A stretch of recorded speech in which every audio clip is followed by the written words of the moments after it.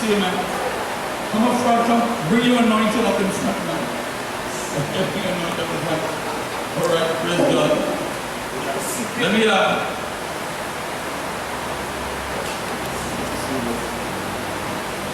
this is Brooke Crawford, one of the revolutionaries in the area.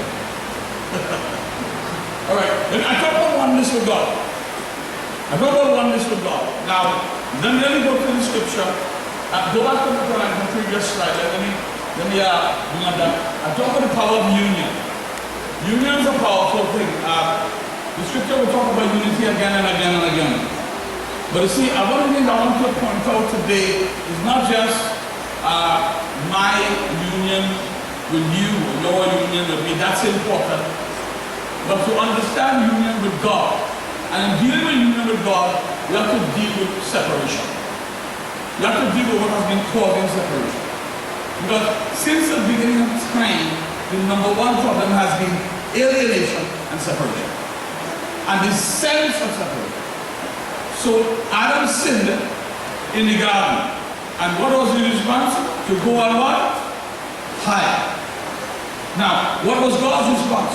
God came down looking for him. Now here's the question. Did sin change God's heart about man?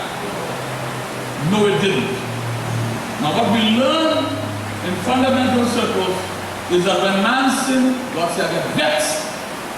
I will kill you. I will burn you in hell. But when you read the scripture, you don't see that. So God comes looking for man, and what we find out is that God said, I don't wait, Trinidad,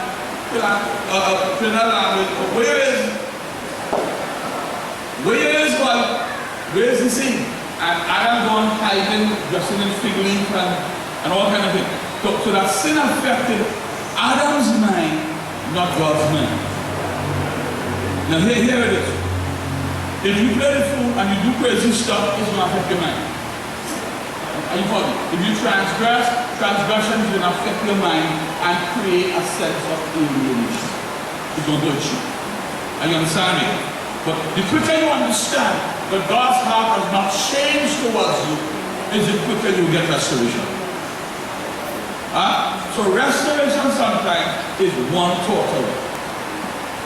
Everybody following me? How far is God? One thought away. So here's the deal. We go to heaven by our thoughts, or we can go to hell with our thoughts. Anybody in the room? Are you following me? Alright, let me talk about that. And here's the story. When we see Jesus, Hebrews chapter 2, who was made a little lower than the angels for the suffering of death, crowned with glory and honor, that he by the grace of God might taste death for everyone. We talk about redemption, the purpose of redemption. Alright? For it was fitting for him, for whom all things, and by whom all things, in bringing many sons to glory, to make the captain of their salvation perfect through suffering. For both, and by the way, God, Jesus became perfect through his suffering. But we are made perfect, not by our suffering, but by his suffering. Are you understanding me here? There's no amount of good works I could do to perfect me. Are you clear? So I am made perfect because of what he has done, not because of what I have done. Everybody in the room? Everybody okay? You see, now listen, religion will have us putting our faith in us and not putting our faith on him. Hello? And how do you get healed? If I fast long enough, if I pray hard enough, God will heal me. No. God heals you because of what Christ has done, not because of what we have done. That's why somebody could be in the church 29 years and they can't get healed about your problem. But somebody could come out of the street, then in just 2 hours and get healed from cancer. Because all of a sudden that person believes, I'm not depending on me. I have nothing anyway. I'm depending on Christ. And the moment they switch their emphasis from themselves to Christ, burn! God says that God. That's it, you know. Are you following me? Are you following me, church? So the Bible says that for both he who sanctifies and those who are being sanctified are one. Now this is important. Christ who sanctifies us, we who are sanctified are one. Therefore, if I am one and he is sanctified, what does that make me? Sanctified. Anybody here? Hello? Hello? Are you here? You see, I believe that if we flow out of the consciousness that we have been made sanctified, we will live sanctified.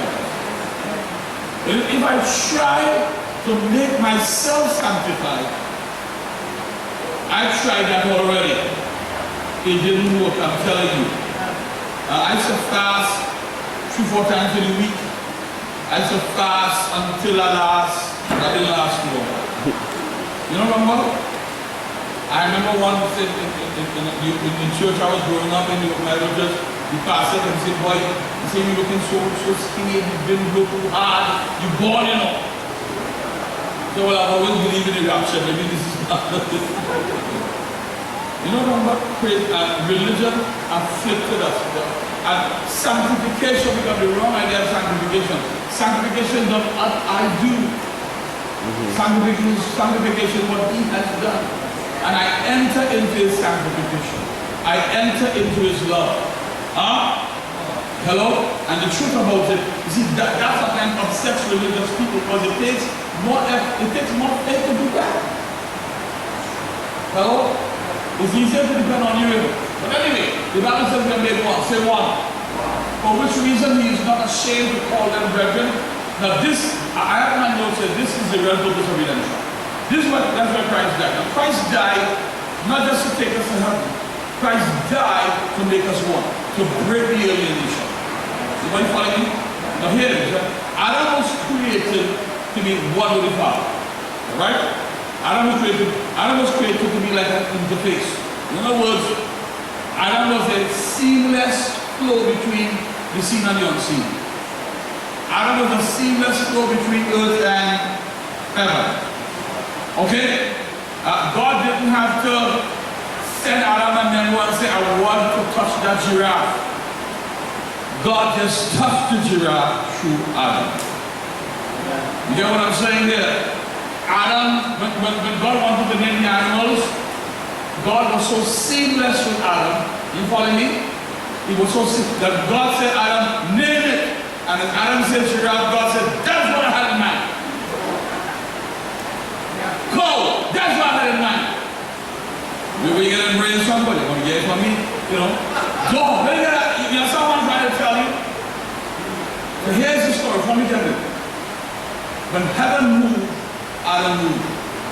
Here's the other part. When Adam moved, heaven moved. Oh Jesus. So we see this part of it here. We've seen about this part. When God says, and we say, but then God says to Samuel, I will not let one word of your mouth fall to the ground. So that heaven makes a move as you make a move. It's like the two wheels of a bicycle, they're moving in tandem. One move, the other move, one move, the other move. And you get to the place where one can't move without the other.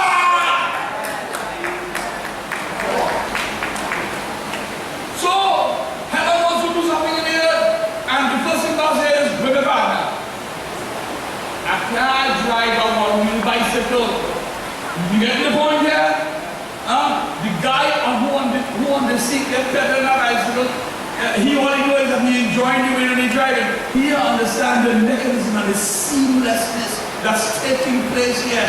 One feeding the other, one pulling from the other, the back feeding the front feeding the back, and you are moving in tandem.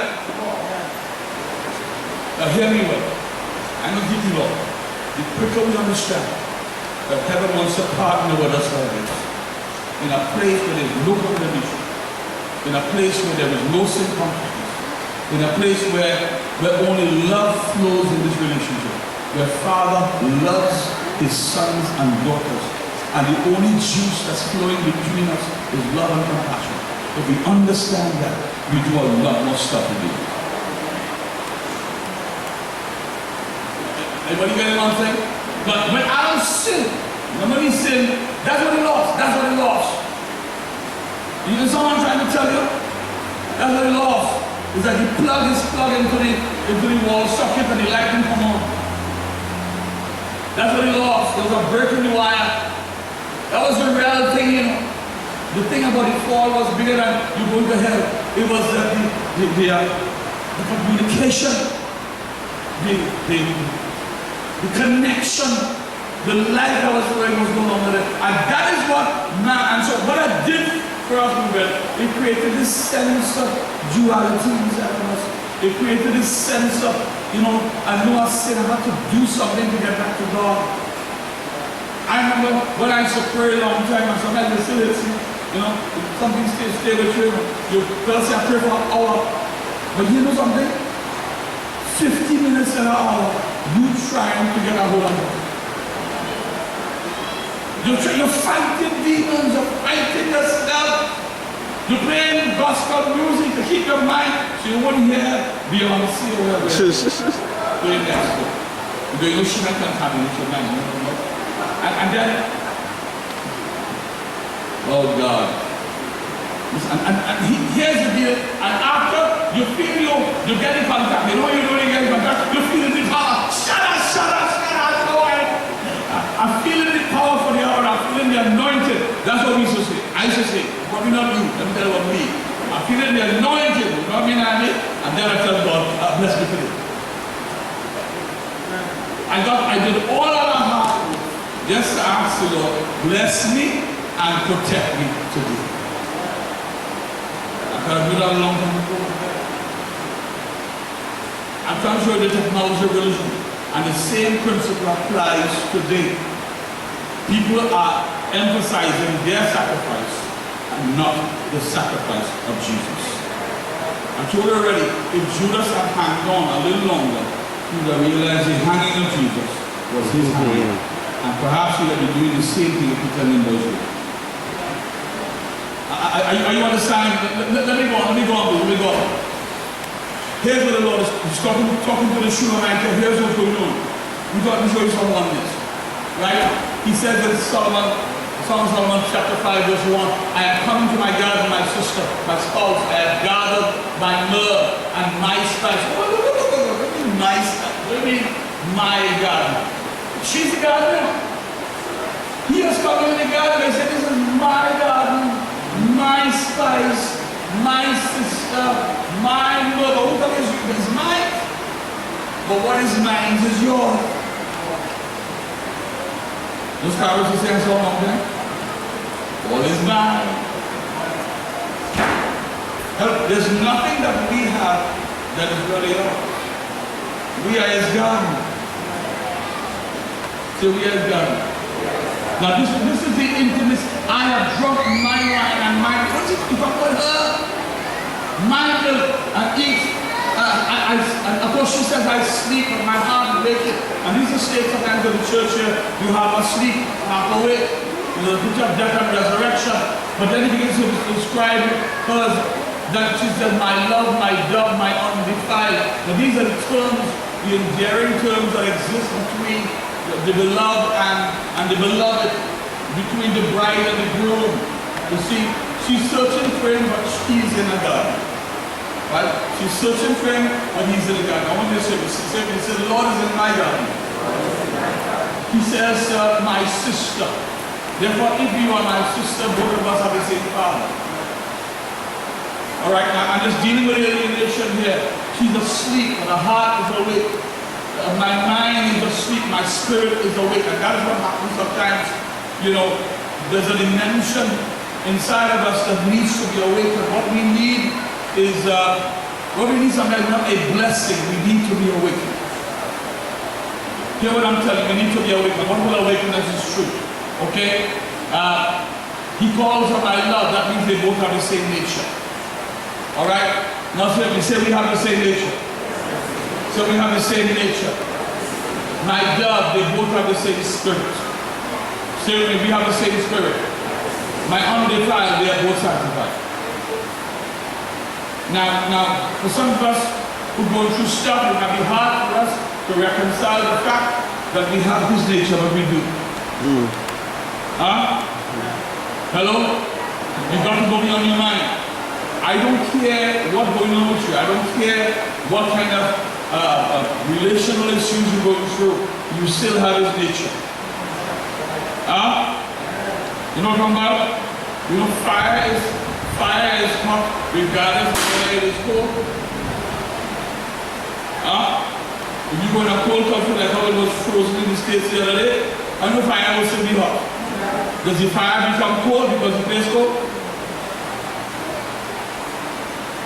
No fire. In other words, God is still God and you are still you. Hello? You see, our true nature doesn't change. Amen? Galatians tells us, let me show you the scripture because I'm promising not to keep you long. But this is what Paul says. He says, it pleased God who separated me from my mother's womb and called me through his grace. Called me through his what? Grace. So it is not my talent that caused him to call me. God didn't look at me and say, but this one already talented in the club. Grace. Alright? Say grace. Say grace. Now this is something all of us need. Doesn't come with oil inside the engine. We all need grace. We're going to be needing it until the end of time. Alright? Now, he says, he called me to do what? To reveal his son what? Now this is important. This is important. Paul was a preacher. Paul was an apostle. Paul healed the sick. Paul raised the dead. Paul took the whole gospel to the Gentile world. And Paul did not say, the Lord called me. This is not that. When he asked me, what is your calling? Well, my calling is to preach. My calling is to sing. The here says you may do those things, but your real calling is to reveal the Son in you. I want you to get that, please. But this is going to take away a lot of frustration from people. Because most people are trying to find, where's the calling? Where's the calling? This is our calling, to reveal the Son in us. That's it, ladies and gentlemen. That's it. But what am I? You see, and when the Son is revealed in you, then he can express himself however he wishes to express himself through you. He might reveal himself or express himself as a good cricketer. So he's got salvation from that. You understand what I'm saying here? He might express himself as a good man and do some good things to us. Then he don't go there. He can express himself. I don't know. He can express himself as a good carpenter. He can express himself as a good teacher. He can express himself as a good cook or a good businessman. Oh, a good doctor, a good lawyer. Are you with me here? Are you tracking? You're tracking with me? Yes. You're tracking? Are you understanding me? So therefore, this is important because all of us here, and many of you will do different stuff. Many of you will go in different directions. Larry will do different things. But the ultimate here is that he's revealing his Son. Because that is where all of history is going. All of history is a revelation of the Son. Are you here? By the way, even when we have families and we get married, what is the objective here? To have sex and make sure? No, people do that when we're married. You know that? The objective here is to reveal the Son. Father, how are you revealing yourself in us and through us here? Anybody in the room? You shall tell us something. When you get that, it takes away frustration and then it puts perspective to your life. You know, like when you're drawing a circle, you have a compass and you find your center, bang, and then you circumscribe. When you get that, everything else falls within that parameter. You can find yourself fighting over what I'm supposed to do, what she's supposed to do. Where's your calling? Tell me, Mother. My calling, principally, is to reveal the Son. And in revealing the Son of God, different things will happen. Different things. But I'm not hooked on activity.